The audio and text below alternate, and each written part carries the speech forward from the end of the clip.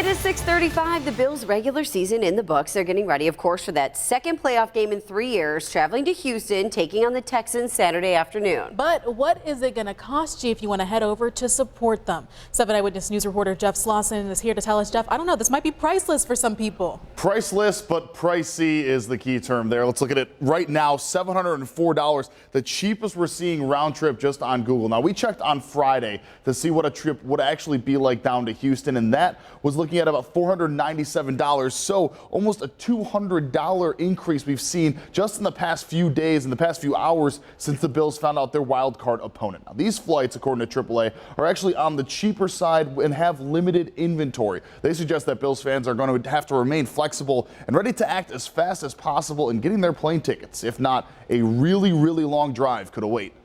Thing is, there's very limited inventory right now, so Bills fans that want to get to this game should really act fast. It's going to cost Bills fans a lot of money to get to Houston to see this playoff game. We're talking about $1,200 round trip per person on Southwest. That's if you leave on the 3rd. You could save a couple $100 if you have some flexible dates on when you return.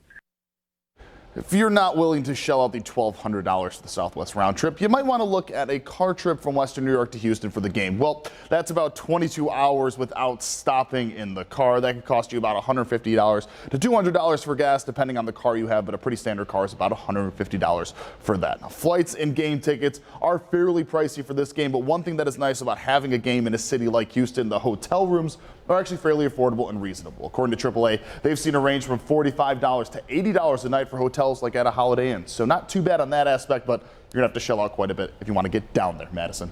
You sure do. And Bills fans, as we're closing out the decade, what is your favorite moment from the past 10 years? We have a poll up right now on our website. A lot of people saying they're never going to forget the end of that playoff drought back in 2017. We were saying I'm a little behind. I've only had a couple years in the past decade to become a Bills fan. I don't know. Do you guys have moments? One that always sticks out for me is 2011. Drayton Florence had a pick six. Bills were 2-0. They became 3-0, beating the New England Patriots. Then we were on the cover of Sports Illustrated. I was in the stands, section 136. Were you on the cover? Could you see yourself in the background? I wish I could, but that's one moment that to me, that throughout the playoff drought just sticks out so much. Well, I'll tell you, we celebrated our engagement the most Buffalo way. We got engaged one night on Saturday night, and then the next day our friends had bought us all Bills tickets to go to the game.